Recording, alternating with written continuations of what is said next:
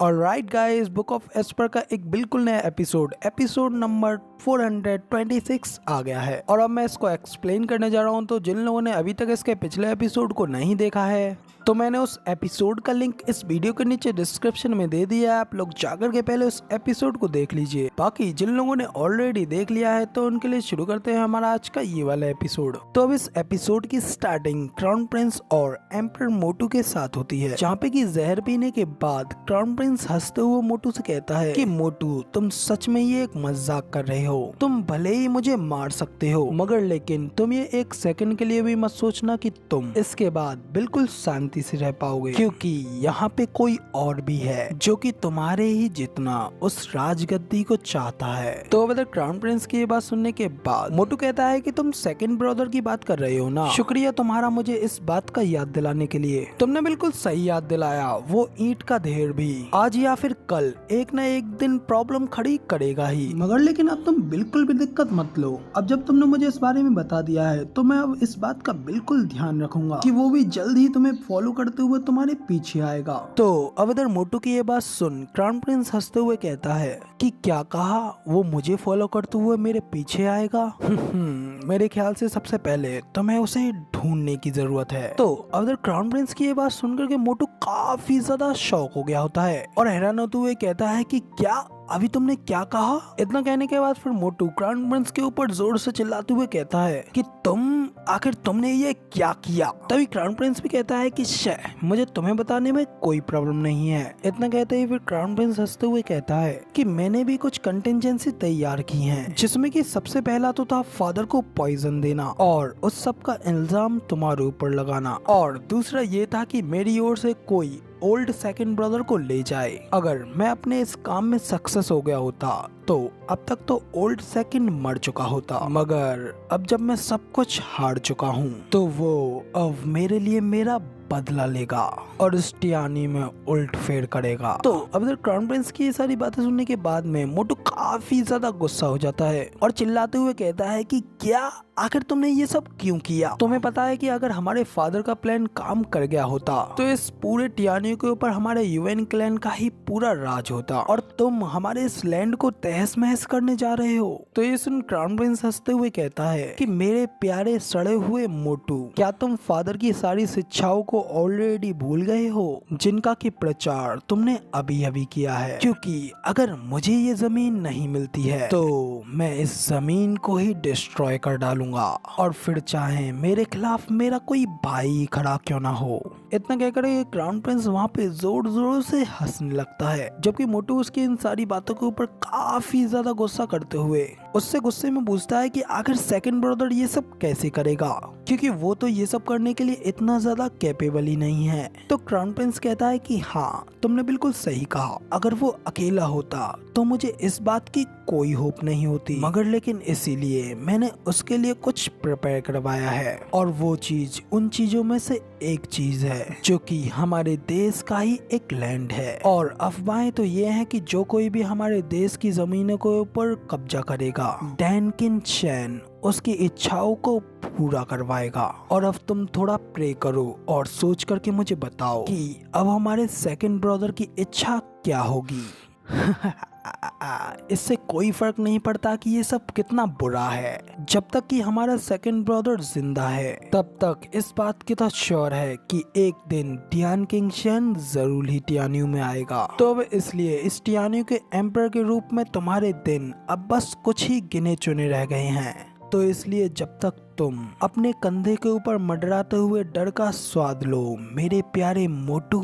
इतना कहकर के क्राउन प्रिंस वहाँ पे और भी जोर जोरों से हंसने लगता है, मगर तभी अचानक से उसके मुंह से खून की काफी ज्यादा उल्टियाँ होती हैं और तभी क्राउन प्रिंस वहाँ पे खत्म हो जाता है। जिसके बाद मोटू वहाँ से गुस्से में जाते हुए कहता है कि जल्दी से कोई सेकंड प्रिंस यूएन यंग को ढूंढो और मेरे पास लेके आओ, जिंदा या फिर मुर्दा। तो अब इतना कह करके मोटू वहाँ से चला जाता है, जबकि साइड में गायब होकर के खड़ी प्रिंसेस योंगनिंग वहाँ पे उन सारी चीजों को देखने के बाद काफी ज्यादा इमोशनल होकर के रोने लगती है, जबकि जू फेन फिर से अपनी आईज ऑफ द वॉइड की पावर्स का यूज करता है और प्रिंसेस योंगनिंग और स्वेंगर को वापस अपने साथ वहीं पे उसी जगह पर ले आता है जिस जगह जगह पे से वो गए होते हैं। तो अब यहाँ पे वापस वहाँ पे पहुँचने के बाद में प्रिंसेस योंगनिंग तो पूरी तरीके से टूट गई होती है। वो अपने घुटनों पर आने के बाद फूट फूट कर रोते हुए कहती है कि आखिर क्यों थर्ड ब्रदर बड़े भाइयों को इस तरीके से ट्रीट कर रहे हैं। तो इधर जूफेन उससे कहता है कि ये सब कुछ तो बिल्कुल सिंपल है, अगर मोटू की जगह पर वो लोग यहाँ पर जीते होते तो उनकी जगह के ऊपर मोटू पड़ा होता। इतना कहने के साथ ही फिर जूफेन अपने मन में भी कहता है कि इसलिए तो वो अपने भविष्य की सुरक्षा के लिए वो सारे राजकुमारों को खत्म करना चाहता है। ये चीज उसकी शॉर्ट टर्म पोजीशंस को स्टेबलाइज कर देंगी। तो अब इसलिए मैं भी अब अपने मन की पूरी शांति के साथ यहाँ पे आराम से ये सब को छोड़ करके शांति के साथ यहाँ से जा सकता हूँ। तो अब इधर एक तरफ जब जूफेन ये सब सोच रहा होता है, दूसरी ओर योंगनिंग रोते हुए कहती है कि राक्षस सभी के सभी राक्षस हैं। तो अब इधर प्रिंसेस योंगनिंग के मुंह से ये बात सुनने के बाद में जूफेन भी थोड़ा अनईजी फील करते हुए कहता है कि अगर मैं सच कहूँ तो मैं भी एक डिमोनिक कल्टीवेटर हूँ, तो प्रैक्टिकली तौर पर मैं भी एक डीमन ही हूँ। तो तभी जूफेन की ये बात सुनने के बाद स्वेंगर उससे कहती है कि स्टीवर्ट जू, तुम इस सब में अपने आप को काउंट नहीं कर सकते, क्योंकि कम से कम तुम एटलीस्ट अपनी ल्यू क्लैन और अपने एल्डर्स के लिए सबसे ज्यादा बेस्ट हो, और अगर तुम उन्हीं की तरह एक डीमन होते तो तुम अपने साथ में बाकी के सभी लोगों को भी डेविलिस बना देते। तो अब इधर स्वेंगर की ये सारी बातें सुनने के बाद में जूफेन भी काफी ज्यादा हैरान हो गया होता है, और फिर वो थोड़ा कंफ्यूज होते हुए अपने मन में कहता है कि क्या मैं एक महान और भव्य डिमोनिक एम्परर जो कि डिमोनिक पाथ का एक सच्चा बिलीवर है, क्या मैं अब एक डीमन नहीं रहा? तो या तो बाकी सभी लोग भी एक डीमन ही हैं, या फिर मैं ही अपने डिमोनिक पाथ से भटकता जा रहा हूँ। तो अब आखिर मैं क्या करूं?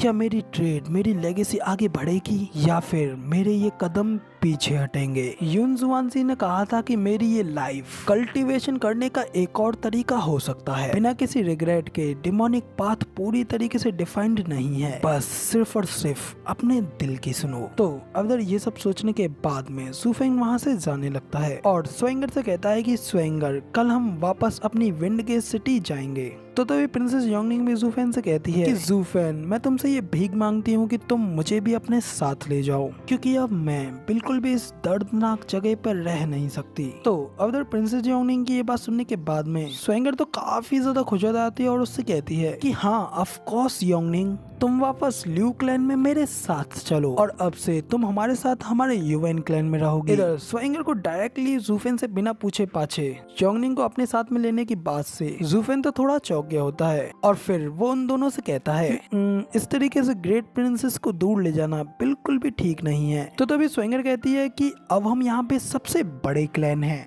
तो आखिर अब इस सब में गलत क्या है? जूफेन से इतना कहने के बाद फिर स्वेंगर सीधा प्रिंसेस योंगनिंग को वहाँ से अपने साथ ले जाने लगती है, जबकि ये सब देख जूफेन तो काफी ज्यादा कंफ्यूज होता हुआ कहता है कि आखिर ये सब क्या है। स्वेंगर भी अब अपने कैरेक्टर से काफी ज्यादा बोल्ड हो गई है, तो कहीं ऐसा तो नहीं है कि मैं ही उसके ऊपर एक बुरा प्रभाव डाल रहा हूँ? हाँ, छोड़ो इस सब को, मैं सचमुच एक बुरा अंकल हूँ। तो इतना करके फिर जूफेन भी वहाँ से चला जाता है, जिसके बाद यहाँ पे सीन चेंज होता है और अगले सीन में हमें विंड गेट सिटी का सीन दिखाया जाता है, जहाँ पे कि जूफेन कमांडर ट्यूबा से कहता है कि कमांडर ट्यूबा, कुछ समय बाद हम लोग फिर से मिल गए। तो अब इसी के साथ हमें कमांडर ट्यूबा और उसके सभी लोगों को भी दिखाया जाता है, जहाँ पे कि कमांडर ट्यूबा भी जूफेन को ग्रीट करते हुए कहता है कि नहीं, जाने दो इस सबको, क्योंकि मैं अब तुमको फिर कभी भी नहीं देखना चाहता।